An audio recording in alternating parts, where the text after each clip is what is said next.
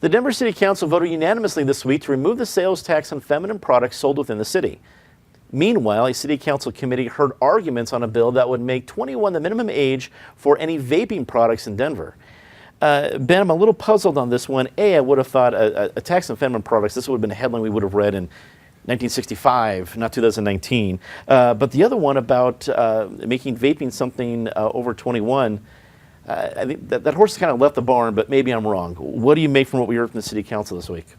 I think more distraction. Good for them for removing the penalty for being a woman. That's really progressive. They ought to maybe address some bigger issues like homelessness, housing. Talk about the quality of roads.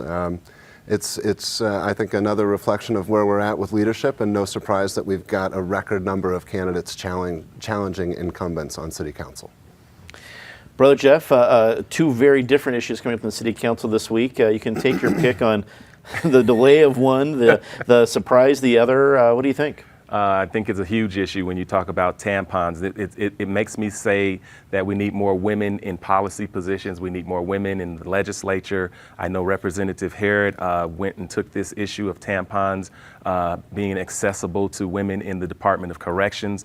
It's something that many folks just don't think of, and I know that it takes women to bring certain issues forward.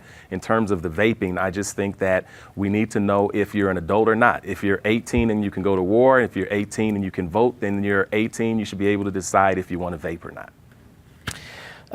Patty, I guess as we've been talking about so far, I'm just shocked that this is what we're talking about in 2019. It's hard to shock Patty Calhoun, but what are your thoughts on this? Well, I'm shocked that you thought it might have happened in '65, because if you knew what the world was like in 1965, it was two years away from when Colorado was the first state to legalize abortion.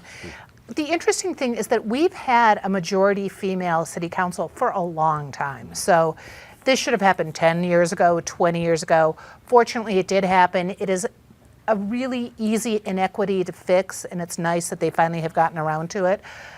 As for the cigarettes and the vaping, I think it's kind of like the cat declawing before, which is you can go to war, you can vote, let's just leave it where it is unless the feds want to come in.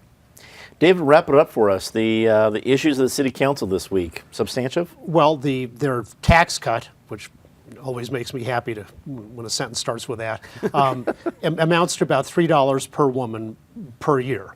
And as has been pointed out, I think for some people who are pretty poor, that actually makes some difference for them. And for the others for whom the $3 doesn't make that much of a difference, I'd still say they'll probably spend the money more wisely than the Denver City Council would. So good for them. On the vaping front, according to the Denver Post, it would be illegal for a 20-year-old to buy a vaping product, but fine to buy a carton of Marlboros, which really seems bass-ackwards in terms of public health. And I hope these people who say that if you're 19 years old, you can't make the decision about putting something in your body. Well, if they think the 19-year-olds are that immature, then I hope none of these people are going to be out there pushing for 16-year-olds to be able to vote, because voting is the power to coerce other people, as we've been talking about today. You shouldn't have coercive power over others if you don't even have enough maturity to decide what to put in your own body.